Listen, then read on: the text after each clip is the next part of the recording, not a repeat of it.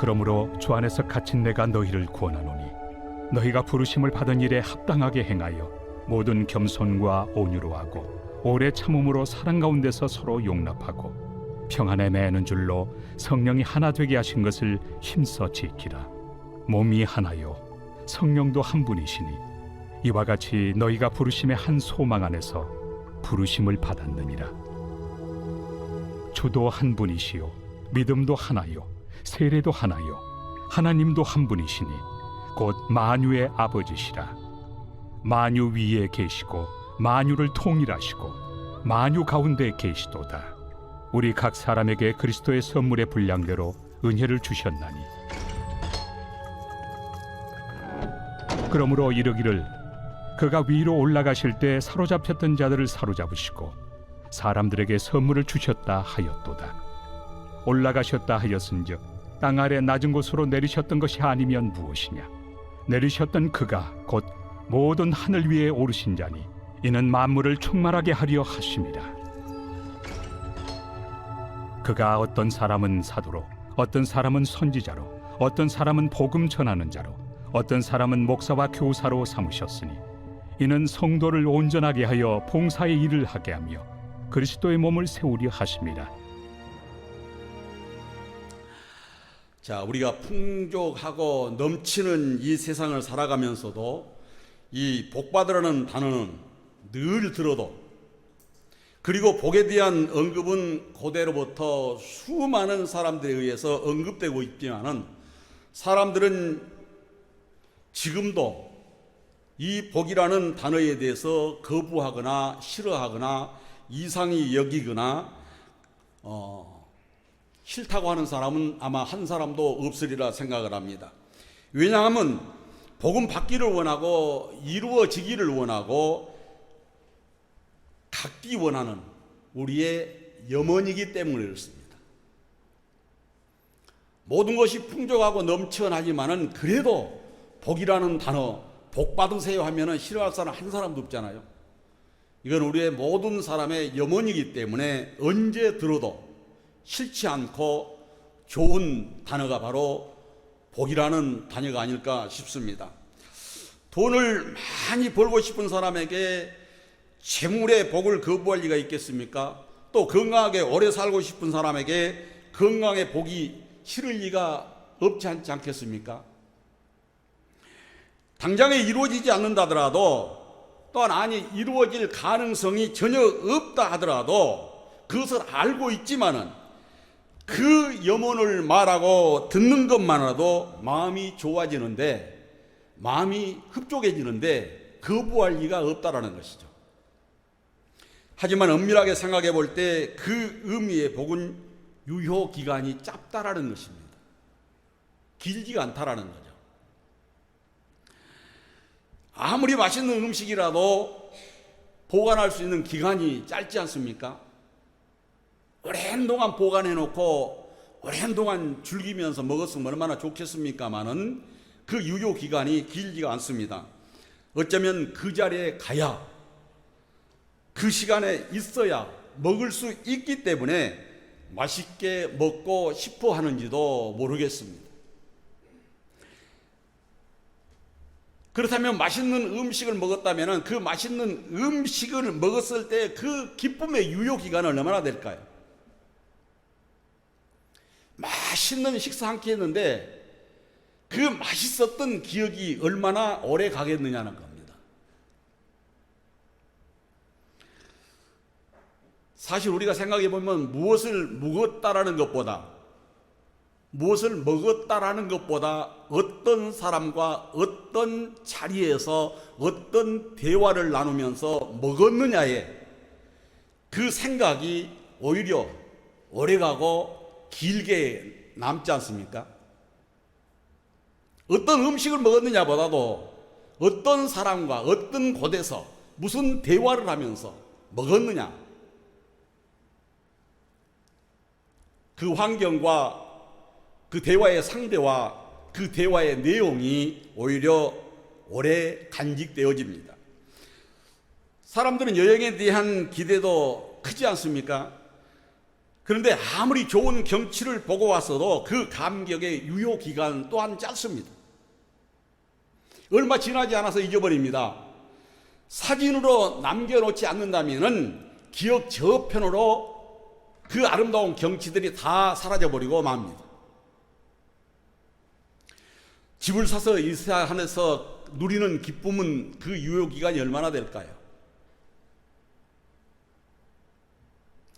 오랜 기간 동안 힘들게 모으고 저축하고 저축해서 새 집으로 이사하게 되는데 그 새 집으로 이사하게 되면 가슴이 설레고 기쁨은 있지만은 그 기쁨의 유효 기간도 길지가 않다라는 거죠. 얼마 지나지 않아서 마치 그곳에서 생활을 수십 년 하는 것 같은 느낌의 착각이 듭니다. 그러니까 아무리 큰 기쁨이라도 그 유효 기간은 길지가 않더라는 거죠. 과연 사람들이 염원하는 복, 어떤 것이 유효 기간이 길까요? 나에게 주어지는 복, 이 복의 유효 기간이 어떤 것이 길까요? 여러분 어떤 것이 길다고 생각하십니까? 많은 돈을 모아서 저축하는 기쁨이 오래 갈까요? 아니면은 명예를 얻어서 그 명예를 통해서 그 기쁨이 오래 갈까요? 아니면은 건강을 얻어서 건강으로 인하여 그 기쁨이 오래 갈까요? 저는 그 중에서도 건강의 유효 기간이 가장 길다라고 생각합니다.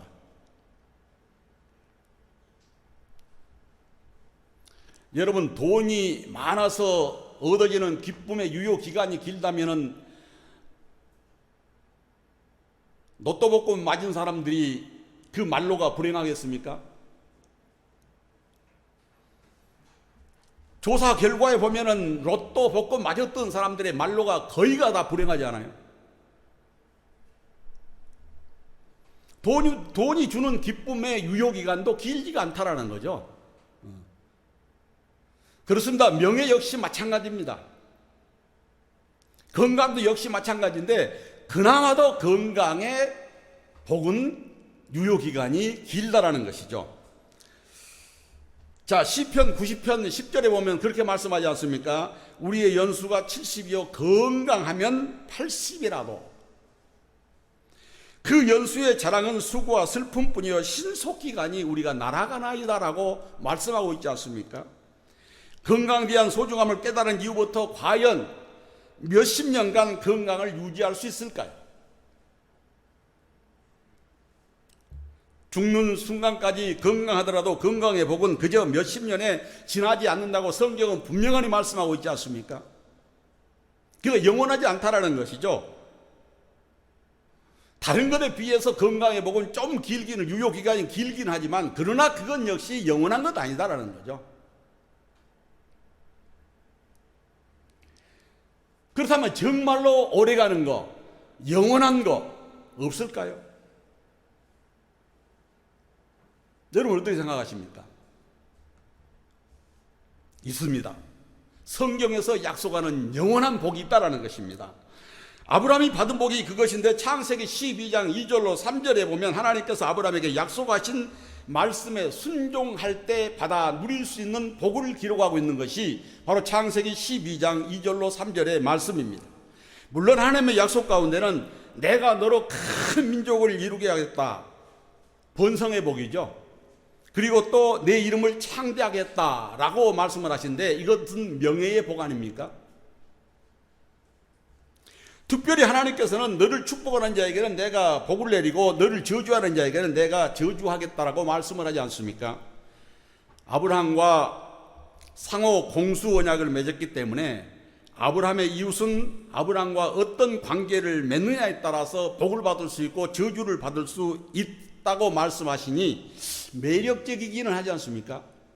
아브라함과 어떤 관계를 맺느냐에 따라서 복을 받을 수도 있고 저주를 받을 수도 있습니다. 상당히 매력적이죠. 더구나 아브라함이 살아있는 동안에 이루어지지 않을 것도 있으니 사실 크게 매력적일 수도 없습니다. 어떻게 보면 매력적인 것 같지만은 어떻게 보면 매력적이지 않을 수도 있다라는 것이죠. 하지만 하나님께서 아브라함에게 주시겠다고 약속하신 복은 이것이 전부가 아니다라는 것이죠. 어떤 복이 있습니까? 자, 하나님은 아브라함에게 모든 족속이 너로 말미암아 복을 얻을 것이다라고 약속을 합니다. 모든 족속이 너로 말미암아 복을 얻을 것이다. 자, 여러분 중에는 이 말씀을 들으면서 아마 의아하게 생각하신 분도 계실지 모르겠습니다. 너로 인하여 다른 사람들이 복을 받는데 그것이 왜 나에게 복이 될까? 다른 사람이 복을 받는데 나하고 무슨 상관이 있어요? 예, 우리 속담에 그런 말도 있잖아요. 사춘이 땅만 사도 배가 아픈데, 나로 인해서 다른 사람이 복을 받는데 내가 복이 될 리가 없는 것 아니에요?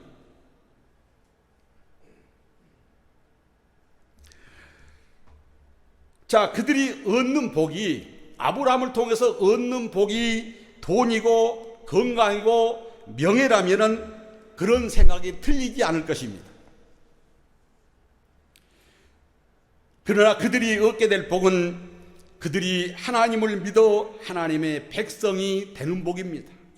아브라함을 통해서 하나님을 믿게 되고 하나님으로부터 천국을 상속받게 되니 큰 복 중에 영원한 복이 아니겠습니까? 지옥에서 영원히 저주를 받아야 할 자들이 아브라함 때문에 천국에서 영원히 복을 받게 된다니 아브라함에게 주어질 복과 상급이 얼마나 클지 상상이 되지 않지 않습니까?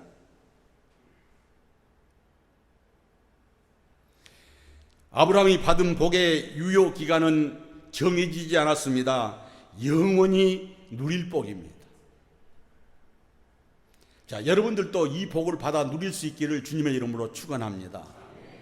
잠시 있다가 사라지는 유효 기간이 짧은 복이 아니라 영원히 누릴 수 있는 복. 이 복이 복 중에 가장 귀한 복 아니겠습니까? 자, 그러면 아브라함은 어떻게 해서 이 복을 받았을까요? 자, 아브라함이 어떻게 했길래 하나님께서 이런 복을 누릴 수 있도록 주셨을까요? 놀랍게도 성경은 아브라함이 어떤 일을 해서 복을 주셨다고 말씀하지 않습니다. 자, 어느 날 아브라함을 찾아오신 하나님께서 그에게 명령하시면서 이 복을 약속하실 뿐입니다. 하나님께서 아브라함을 찾아오셔서 이 약속을 하신 거예요. 다만 아브라함은 이후부터 하나님께서 약속의 말씀을 주신 이후부터 하나님의 말씀을 믿고 순종하는 삶을 살았다라는 겁니다. 하나님께서 약속하신 그 약속의 말씀을 받고부터 하나님을 믿고 순종하고 그 뜻대로 살았다라는 거예요. 그렇기 때문에 영원히 누릴 수 있는 복을 누렸다, 그런 말씀입니다. 자, 나는 전능한 하나님이라 너는 내 앞에서 행하여 완전하라는 창세기 17장 1절 말씀처럼 이전과는 전혀 다른 삶을 살았다는 겁니다.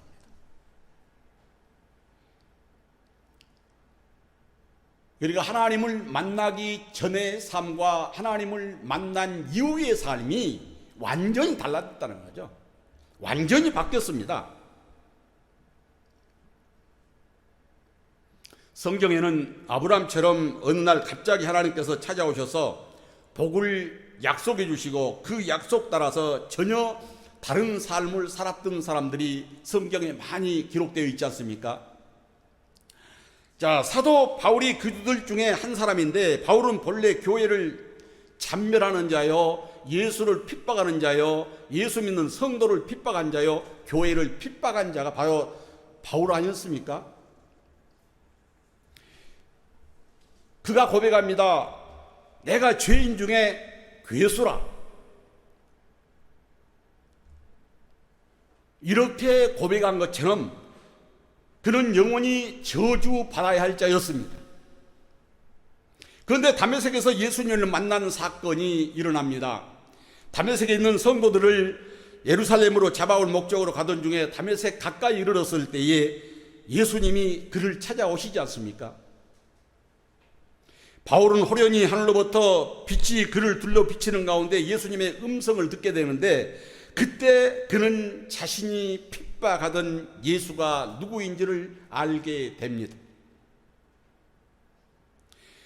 그 일 이후에 바울은 예수님의 복음의 메시지를 전하는 예수의 증인이 되지 않습니까? 예수님의 부활하심과 예수님이 그리스도이심과 예수님만이 유일하신 구원자이심을 증거하는 일로 평생을 살았던 사람이 사도 바울입니다.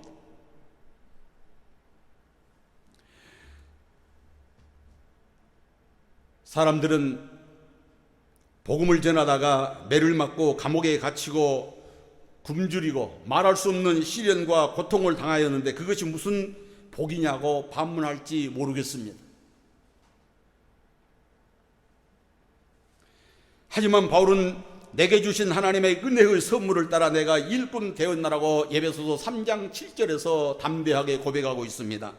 자신을 예수 믿게 하시고 예수를 전하는 일꾼으로 부르신 것이 하나님의 은혜의 선물이었다라고 고백하고 있습니다. 비록 내가 감옥에 갇히고 매를 맞고 굶주리고 헐벗고 시련을 겪었지만은 이것은 하나님의 큰 은혜요 선물이었음을 고백하고 있습니다. 만약 예수님이 자신을 찾아오지 않았었다면 자신은 결국 지옥에서 영원히 고통을 받게 되었을 것이라는 겁니다. 하지만 그런 자신을 찾아오셔서 예수님이 누구신지 알게 하시고 믿게 하시고 예수님의 일꾼으로 은혜를 주셨으니 얼마나 감사하느냐는 것입니다. 더구나 그 예수님을 알리며 복음을 전하는 사명을 주셔서 이방인의 사도가 되게 하셨으니 은혜의 선물이라고 담대하게 고백하고 있는 것입니다. 그래서 복음을 전하다가 갇힌 것을 부끄러워하지 않았다는데 본문 1절은 이렇게 말씀하고 있습니다. 그러므로 주 안에서 갇힌 내가 너희를 권하노니 너희가 부르심을 받은 일에 합당하게 행하라고 말씀합니다. 부르심에 합당하게 행하라. 주 안에서 갇힌 것을 오히려 영광으로 알고 기쁨으로 여기는 바울 자신이 부름을 받은 에베소 교회 성도들에게 권한다고 말하고 있습니다.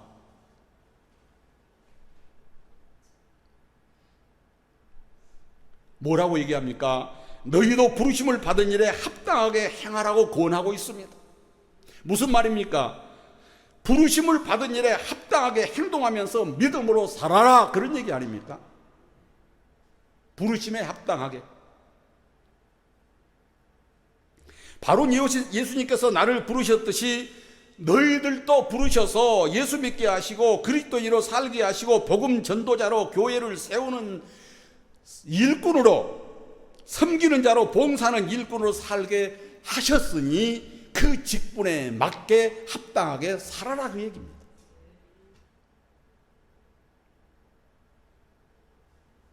그러면서 합당하게 행하라고 하셨는데 이 합당하게란 단어는 다른 들보를 하나 더 세우다, 새로운 기준을 세우다라는 의미입니다. 합당하게, 다른 기준을 세우다. 결국 합당하게 행하라는 것은 이전과는 다른 새로운 기준을 세우고 그 새로운 기준을 따라서 살아라, 그 얘기입니다. 그러니까 예수 믿기 전 삶과 예수 믿은 이후의 삶이 완전히 달라져야 된다. 새로운 기준의 삶을 살아야 된다라고 사도 바울은 지금 말하고 있는 것입니다. 이가 무슨 말입니까? 복음을 증거하는 자에게 어울리는 기준, 교회에서 봉사하는 일꾼에게 어울리는 기준, 그 기준의 믿음의 분량대로 행하여 살아라, 그 얘기예요. 아브라함이나 바울이 그랬듯이 하나님은 어느 날 여러분에게 찾아오셔서 하나님의 백성으로 일꾼으로 부르셨습니다.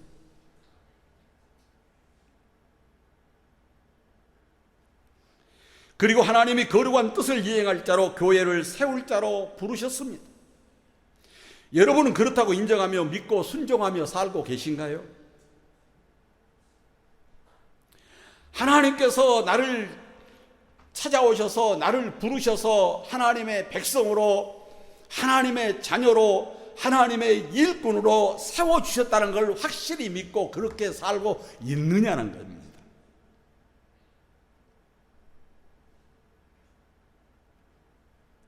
그렇다면 여러분도 에베소서 교인들에게 전한 말씀처럼 부르심을 받은 일에 합당하게 살아야 합니다. 부르심을 받은 자다운 새로운 기준을 정하고 그 기준에 따라서 믿음 생활을 해야 된다, 그런 말씀이죠. 자, 그러면 그 기준, 그 새로운 기준에 맞는 삶은 어떤 삶일까요? 자, 첫째로 하나님의 일꾼답게 살아라, 그 얘기입니다. 하나님의 일꾼답게. 바울은 에베소서 3장 7절에서 내게 주신 하나님의 은혜의 선물을 따라 내가 일꾼이 되었다라고 고백을 합니다. 이때 일꾼이란 단어는 헬라어로 디아코노스라고 읽습니다. 일꾼, 디아코노스. 그런데 본래의 뜻은 손님 식탁에서 시중 드는 자를 가리키는 말입니다. 손님 식탁에서 시중 드는 사람. 자, 흔히 생각하기를 식탁에서 시중 드는 사람, 그러면은 아마 직업이 고상하겠다라고 생각할는지도 모르겠습니다. 또 그 직업의 위치가 또 고상하지 않을까라고 추측해 볼지도 모르겠습니다. 자, 그러나 식탁에서 시중 드는 자는 손님을 위해서 식사를 준비하고 또 손님의 청하는 모든 수발을 차질 없이 다 준비해서 손님이 기쁨으로 식사할 수 있도록 뒷바라지를 하는 것입니다.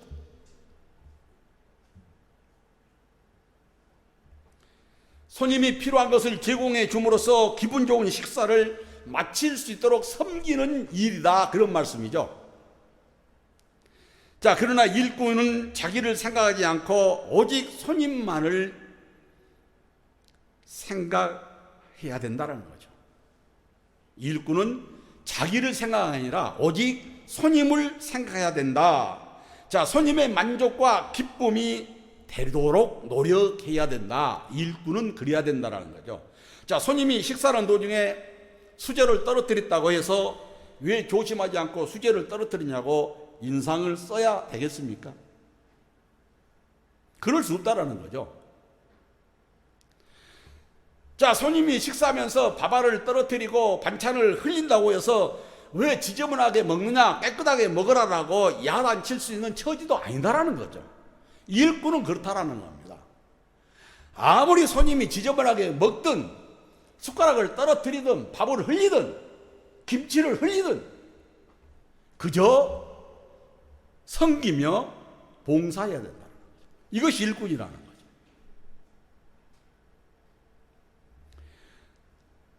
자, 손님이 밥을 먹으면서 물을 자주 달라고 한다고 해서 왜 귀찮게 자꾸 물심부름 시키냐? 할 수 없다라는 거죠.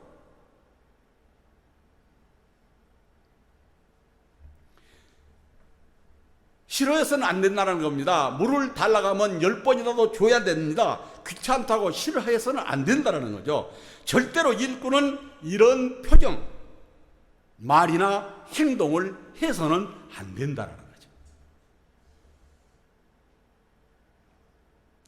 만일에 이런 것을 귀찮게 생각한다거나 싫어한다면 그는 일꾼이라고 할 수 없습니다. 그 자리를 지킬 수가 없다는 거죠. 손님이 숟가락 떨어뜨린다고 틱틱거리고 반찬 더 달라고 한다고 틱틱거리고 물 자주 달라고 한다고 틱틱거리는데 주인이 써줄 이유가 있겠어요? 손님 떨어질 건 자명한 사실인데 일꾼의 자격이 없는 것이죠. 이런 사람은 손님을 섬길 일꾼의 자격이 없습니다. 여러분, 하나님의 일꾼이라고 자부하십니까? 나는 정말로 하나님의 일꾼이다, 이렇게 생각하십니까? 그렇다면 이 모든 것을 인내로 극복해 내야 됩니다. 인내로 극복해 내지 아니하면 일꾼다운 일꾼이 될 수가 없습니다. 우리는 왜 바울이 복음을 전하다가 갇혔음에도 불구하고 그것 때문에 괴로워하지 않았는지를, 그 이유를 여기서 우리는 발견할 수가 있지 않습니까? 무엇 때문에 바울이 그랬을까요? 무엇 때문에 복음을 전하면서 이렇게 시련을 겪고 감옥에 갇히고 두들겨 만짐에도 불구하고 좌절하지 않고 기쁨을 잃지 않았을까요? 바로 복음의 일꾼이기 때문이었습니다. 복음의 일꾼이었기 때문에. 자, 예수 그리스도의 일꾼이었기 때문에, 교회의 일꾼이었기 때문에 그랬다라는 것이죠. 일꾼이 아니었다면 좌절하고 낙심하고 슬퍼하고 그만둘 수도 있었습니다. 그러나 일꾼이었기 때문에 그러한 시련과 고통과 어려움과 눈물과 괴로움이 있었지만은 극복하며 이겨냈던 것입니다. 그러니 복음을 전하가 매를 맞아도 그가 전한 복음이 마음에 들지 않는다라고 구박하여도 일꾼이기 때문에 당연하다고 생각하고 담대하게 하나님의 일을 했던 사람이 사도 바울입니다.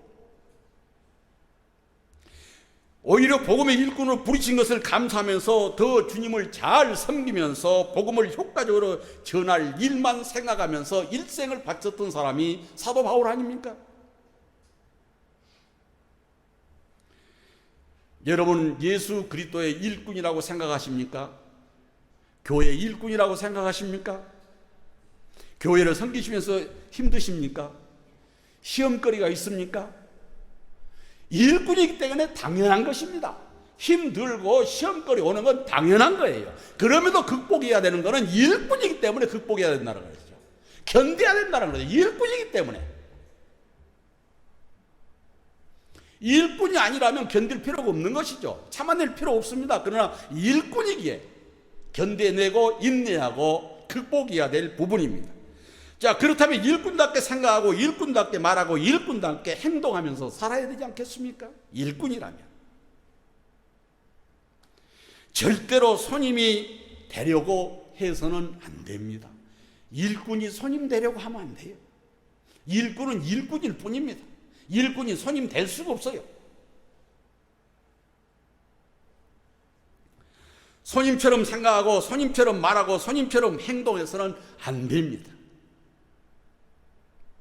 그 생각을 가지고 2절 말씀을 다시 한번 묵상해 보시기 바랍니다. 모든 겸손과 온유로 하고 오래 참음으로 사랑 가운데서 서로 용납하라고 말씀하고 있습니다. 겸손이란 자신의 부족과 무가치함을 깨닫고 자신보다 남을 낮게 여기는 마음의 자세가 겸손입니다. 재능이 칼이라면 겸손은 칼집이다, 이런 말이 있습니다. 재능이 칼이라면 겸손은 칼집이다. 자, 재능이 아무리 크다 할지라도 칼집보다 작을 터니까 아무리 재능이 많아도 겸손해야 된다, 그런 뜻입니다. 재능이 많다고 해서 교만해서는 안 된다는 얘기죠. 재능이 좀 있고 돈이 좀 있고 명예를 좀 가졌다고 해서 겸손하지 않는다면 그것 때문에 상대방에게 상처를 주고 실망을 주게 될 것이라면 차라리 그런 것이 없는 것이 훨 낫습니다.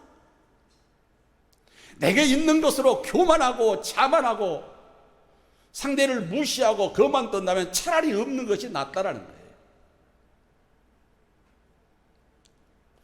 왜 긴 복을 위해서, 유효기간이 짧은 복이 아니라 유효기간이 영원한 복을 위해서 그런 것은 없는 것이 차라리 낫다라는 것이죠. 그러므로 많은 것을 소유하고 가졌다 할지라도 겸손하게 일꾼다운 일꾼으로 섬겨야 됩니다. 예수님도 겸손하셨는데, 그리고 겸손하라고 명령하셨는데, 일꾼된 자가 좀 가졌다고, 좀 더 안다고, 좀 더 지위가 있다고 교만 떨어봐야 주님의 징계만이 기다릴 뿐입니다. 신명기 8장 2절 보면 하나님께서 40년 동안 광야길을 걷게 하신 이유가 뭐라고 했습니까? 너를 낮추기 위해서, 너를 시험해 보기 위해서, 내 마음이 변한지 안 변하는지 보기 위해서 40년 동안 기다렸다라는 겁니다. 40년 동안 낮아진가 안 낮아진가, 하나님의 명령을 지키고 순종하는가 안 하는가, 그것을 시험해 보기 위해서 40년 동안 광야길을 걷게 하셨다라는 겁니다. 여러분, 하나님께서 치실 때 맞아버리고 깨실 때 짓밟혀져 버리면은 하나님의 영원한 복을 받는 순간이 짧아집니다. 부르심을 받은 일에 합당한 자의 또 다른 모습은 뭐라고 말씀합니까? 온유라고 말씀하지 않습니까? 온유. 자, 온유란 마음이 부드럽고 행동이 친절함을 가르친 것이 온유입니다.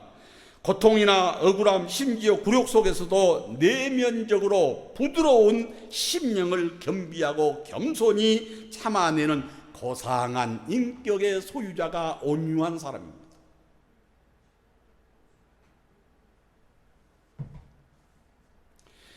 이사야 53장은 고난받는 메시아에 대한 예언으로 유명한 말씀 아닙니까? 그런데 7절이 이렇게 말씀합니다. 그가 곤욕을 당하여 괴로울 때에도 그의 입을 열지 아니하였으며 마치 도수장으로 끌려가는 어린 양과 털 깎는 자 앞에 잠자는 양같이 그의 입을 열지 아니하였도다.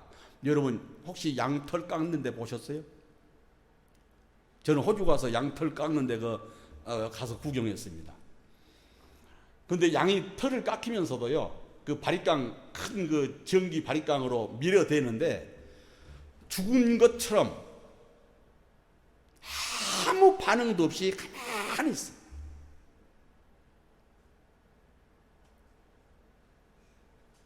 자, 예수님은 왜 그러셨을까요? 왜 그러셨을 것 같습니까? 예수님이. 자, 이사야 53장 7절에 말씀하듯이 도수장으로 끌려간 양처럼 양털을 깎으려고 끌려가는 그 양처럼 왜 예수님은 그렇게 하셨을까요? 그래야 자신의 죽음, 자신의 보혈로 택한 백성들이 죄사함을 받을 수 있기 때문이었습니다. 예수님이 그렇게 하시고 피를 흘려 주셔야만이 그 보혈을 통해서 우리가 죄사함 받고 구원받을 수 있기 때문에 도수장으로 끌려가는 양처럼, 털 깎이는 양처럼 말없이 묵묵히 그 고난을 다 받으셨습니다. 예수님은 말씀합니다. 나는 마음이 온유하고 겸손하니 나의 멍에를 보고 내게 배우라고 마태복음 11장 29절에 말씀하지 않습니까? 그러니 우리는 온유의 옷을 입어야 합니다. 골로새서 3장 12절은 말씀합니다. 그러므로 너희는 하나님이 택하사 거룩하고 사랑받는 자처럼 긍휼과 자비와 겸손과 온유와 오래 참음을 옷 입으라고 말씀하고 있습니다. 디도서 3장 2절에서도 말씀합니다. 아무도 비방하지 말며 다투지 말며 관용하며 범사의 온유함을 모든 사람에게 나타내야 한다고 말씀하고 있습니다. 다른 사람들은 이렇게 살아게도 살지 못해요. 다른 사람들한테는 살아게도 살지 못합니다. 하지만 일꾼은 능히 겸손하며 온유하며 오래 참음으로 사랑 가운데 용납하며 살아갈 수 있습니다. 일꾼이기에, 하나님의 부름받은 일꾼이기에 능히 살아갈 수 있습니다.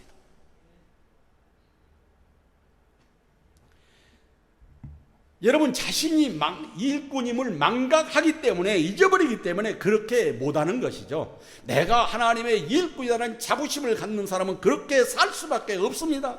자신을 선임으로 착각하면 안 됩니다. 일꾼답게 살아 부르심을 받은 자로 합당하게 살아갈 수 있기를 주님의 이름으로 축원합니다. 두 번째로, 예수 그리스도의 몸을 세우는데 귀하게 쓰임 받아야 됩니다. 예수님이 이 땅에 오신 목적은 택한 백성들의 구원입니다. 그리고 그 백성들의 모임은 교회를 세우심입니다. 예수님이 이 땅에 오신 목적은 택한 백성을 구원하기 위해서 오시며 바로 그 백성들이 모임의 교회를 세우심이 주님의 뜻이었습니다. 교회는 예수님이 이 땅에 오신 목적이자 그분이 피 흘려 이루신 결과가 우리 교회 아닙니까? 그래서 에베소서 1장 22절은 그를 만물 위의 교회의 머리로 삼으셨다라고 말씀하셨고, 골로새서 1장 18절 역시 그는 몸인 교회의 머리라고 말씀하고 있습니다.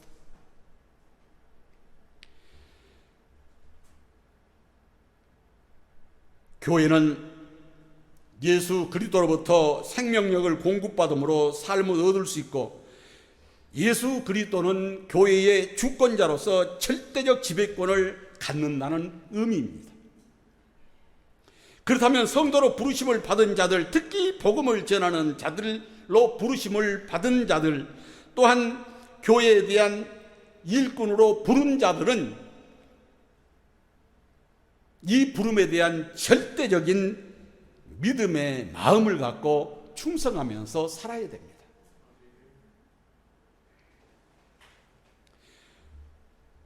여러분, 복음을 전하는 것은 결국 교회를 세우는 일 아닙니까? 복음을 전하는 것은 교회를 세우는 일인데, 그 교회를 지키는 일은 부르심을 입은 자들이 세워 나가는 것입니다. 그러니까 여러분들이 교회를 세워 나가는 것이라는 거죠. 무슨 얘기입니까? 자, 전도하여 교회를 채워 부흥시켜 나가는 것이 여러분들의 소임이요 책임이라는 겁니다. 오늘 본문 4절은 몸이 하나이요 성령도 한 분이시니라고 말씀합니다. 여기서 몸이 하나라는 것은 당시 교회가 유대인과 이방인으로 구성되어 있음을 염두에 두고 하신 말씀입니다. 그러니까 택한 유대 백성들과 이방인들이 한 교회의 무리로 어울려서 신앙생활을 하고 있는 그 모습을 염두에 두시고 하신 말씀이 바로 이 말씀이에요. 4절 말씀입니다. 예수를 믿음으로 하나가 되었지만은 살아왔던 삶의 배경과 환경이 다르니 충분히 삐그덕거리고 소리낼 수가 있을 수밖에 없었습니다. 겉으로는 하나인 것 같았으나 속으로는 다툼이 있었다는 얘기죠. 삐그덕거렸다는 것입니다. 하지만 교회가 예수 그리스도의 몸임을 생각하면서 평안에 매이는 줄로 성령이 하나 되게 하신 것을 힘써서 지키라는 말씀처럼 교회의 하나됨을 위해서 최선을 다하라, 그런 말씀이죠. 교회의 하나되길 위해서 최선을 다해라. 어떤 상황이든 교회는 하나됨을 깨트리는 어떤 생각과 말과 행동은 하지 말아야 합니다. 성도들 중에 누군가에게 하고 싶은 말이 있습니까? 또 아니면 가족, 더 나가서 형제지간에 하고 싶은 말이 있습니까? 내가 하고 싶은 그 말이 만에 하나됨을 깨트릴 수 있는 말이라면 다시 한번 생각해보고 다시 한번 생각해보고 해야 됩니다.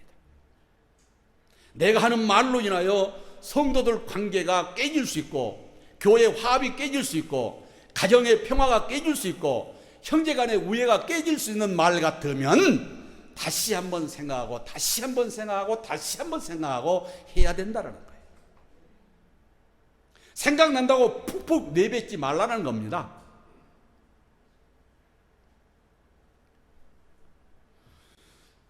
여러분, 어떤 행동을 교회에서, 가정에서 하고 싶습니까? 그 행동의 결과가 혹시 교회와 가정의 평안과 행복을 깨트리는 것이 아닌지부터 생각해보고 살펴보고 행동하시기 바랍니다.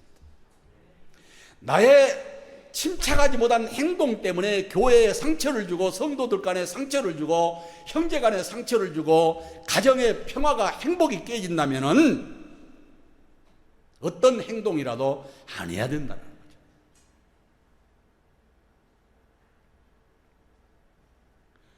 로마서 12장 6절로 8절은 말씀합니다. 우리에게 주신 은혜대로 받은 은사가 각각 다르니 혹 애언이면 믿음의 분수대로, 혹 섬기는 일이면 섬기는 일로, 혹 가르치는 자면 가르치는 일로, 혹 위로하는 자면 위로하는 일로, 구제하는 자는 성실함으로, 다스리는 자는 부지런함으로, 긍휼을 베푸는 자는 즐거움으로 할 것이니라라고 말씀을 하고 있습니다.